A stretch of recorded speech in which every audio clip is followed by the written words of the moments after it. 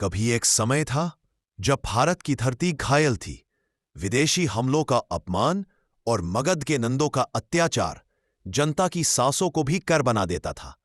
राजमहल सोने से चमकता था, पर लोगों की झोपड़ियों में आंसू और डर छुपा था। कोई आवाज बोलने की हिम्मत नहीं करता था, क्योंकि नंद की सेना तलवार नहीं, खामोशी से डराती थी।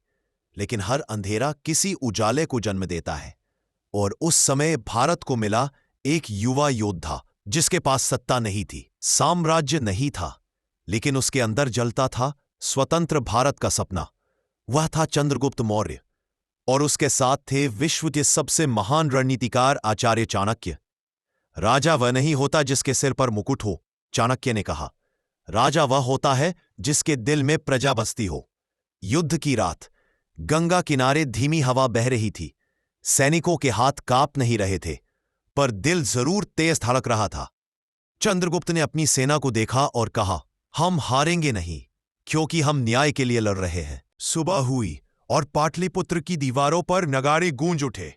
नंद की विशाल हाथी सेना आगे बढ़ी, धरती कांप उठी और युद्ध शुरू हो गया। तीरों की बारिश, तलवारों की टक्कर, ढालों का टूटना, हर तरफ धुआं, धूल और चीत्कार। लेकिन तभी चाणक्य ने इशारा किया। छिपी हुई मौर्य की अश्वसेना तेज तूफान की तरह निकली, मशाले हाथियों पर फेंकी गई।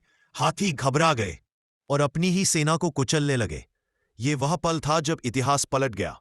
चंद्रगुप्त ने अंतिम प्रहार किया, नंद की सेना गिर पड़ी, पाटलिपुत्र के द्वार टूटे और जनता ने आजादी का पहला सांस लिया। शंख बजे, दीप जले और चंद्रगुप्त को सिंहासन पर बैठाया गया। चाणक्य ने कहा, आज से यह सिर्फ राज्य नहीं, यह मौर्य साम्राज्य है, जहां न्याय रहेगा और भारत सिर उठाकर जिएगा। और उसी दिन भारत का नया युग शुरू हुआ।